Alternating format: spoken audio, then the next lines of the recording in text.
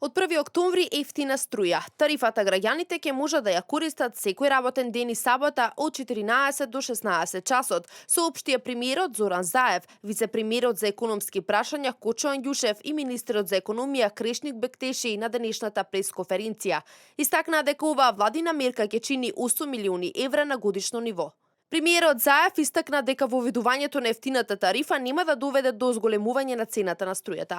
Значи тоа што знаеме дека до година до 1 јули нема, заради тоа што до тогаш е сигурно регулирана цената, но нема ни некои очекувања дека цената на струјата ќе расте.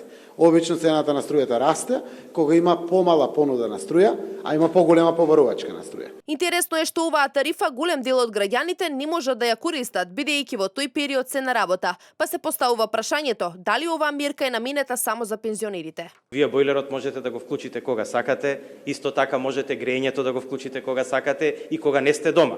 Така да, кој ќе биде дисциплиниран во својата потрошувачка, мислам дека ќе може и како да има бенефит од оваа мерка.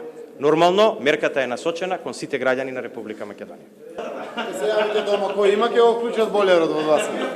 Според вице-премиерот Кочо Анѓушев, Ева на Македонија нема да добие субвенција за ефтината тарифа на струјата, иако очекувано ќе бележи загуби. Домаќинското работење на компаниите ќе биде изворот на средствата, потенцираше вице-премиерот.